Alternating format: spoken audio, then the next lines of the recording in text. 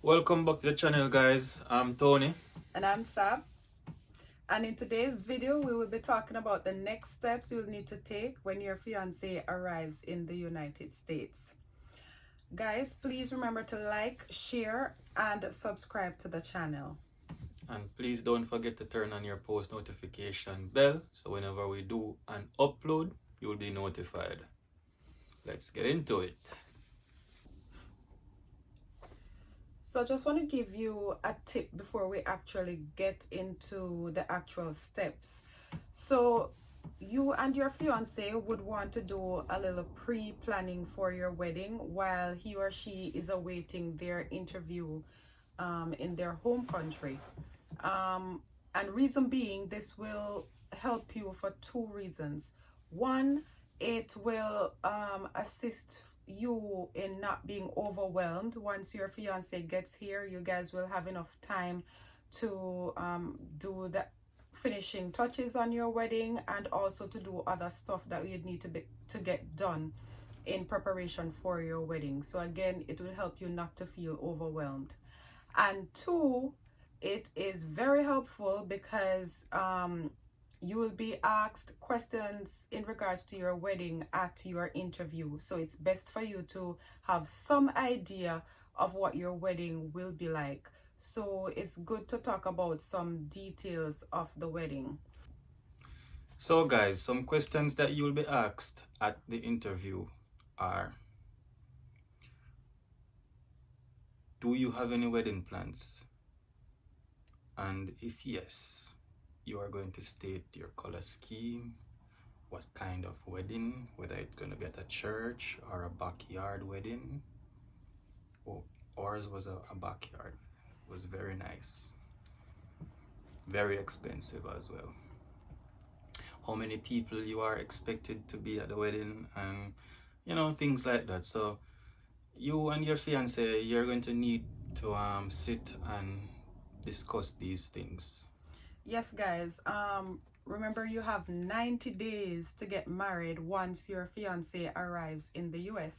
So again, it's important to discuss these things beforehand, right? So for Anthony and I, as we stated, we discussed the type of wedding we would like to have.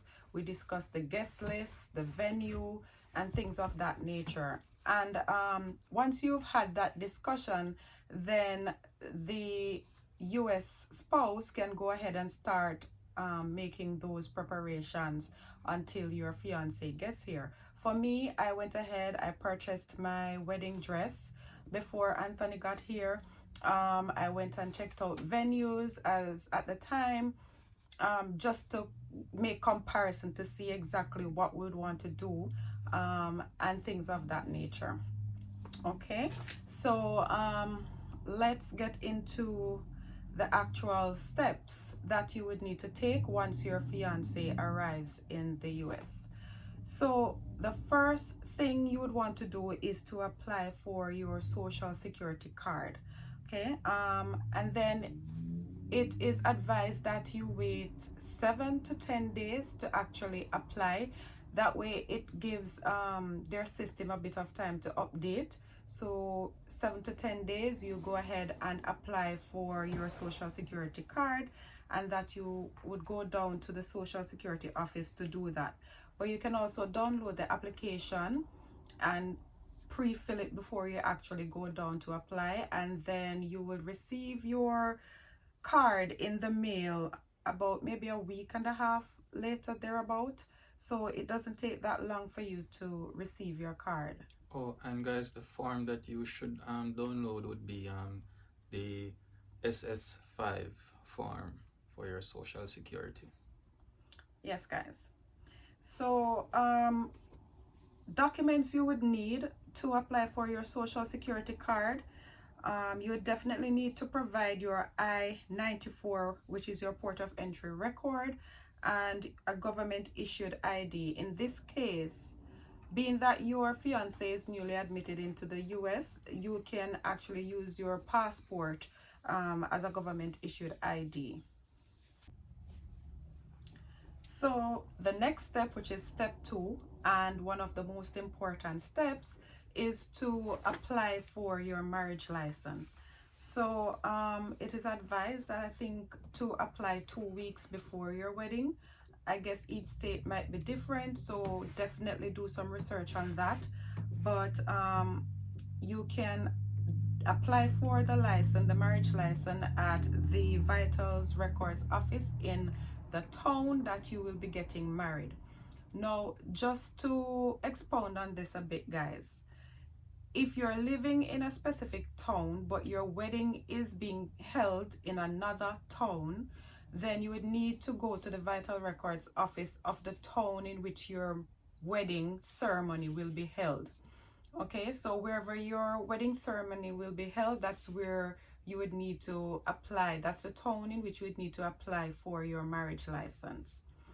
And documents that you would need to get in order to apply for your marriage license: you would need an ID with your current address, you need a social security number, the date of your wedding, and also you would need information about the officiant, the name and address and phone number of the officiant, and also the address where your wedding ceremony will be held. And of course, there's a fee for the marriage license.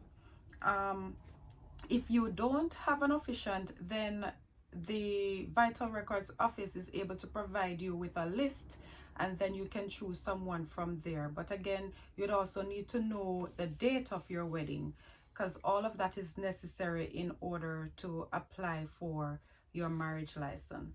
All right. In our case, we received our marriage license the same day, but again, guys, each state might be different, so it's good to do a bit of research to, you know, just to make sure you have all the necessary information you'll need. So the next step would be to apply for a state ID, and you can do this at your local DMV, and you will receive it in the mail within a few weeks. So documents you would need in order to apply for your state ID is proof of identity, and that could be a passport. You would need a social security card, birth certificate, 2 pieces of mail that shows your address and that is mailed to you. And also you'd have to prove the legal presence in the United States, and you, in this case, would use your I-94, which you received upon entering the US. And of course, there's a fee also for the state ID. I don't think it's anything much. I don't think it's over $25 or so. Don't quote me, guys, do your research. Yeah, but there's definitely a fee. Then the next step would be to apply for your driver's license. And again, this you can apply for at the DMV. And the documents you would need is pretty much the same as the ones you used for the state ID. And then, guys, the 5th step would be to do your final wedding planning. But this step, you can do it at any stage while trying to get your marriage license, your state ID, and all that stuff. So you, during that time, you'll still be finishing up your wedding planning as well. Okay. And then the final step and a happy step is to get married. That's it. Right? That should be a fun time for you guys, being that you've been apart for so long and now the day has finally come. So you definitely want to enjoy your day. Make sure you go ahead and enjoy yourselves and think of nothing but the day. And, you know, we wish you guys all the best with your process. And men, if you are the one that is coming over, and when you are supposed to go out on that night before the wedding, what you call it night? The bachelor night? Bachelor. Make sure you have fun. Do all of what you never get to do. Wrap it up. Cause when you're not tired and not there, there's no stepping out. There's no turning back. No stepping out. All right. Thank you for watching. I hope the information will be beneficial to you guys during your process, and we'll see you next time. Bye-bye.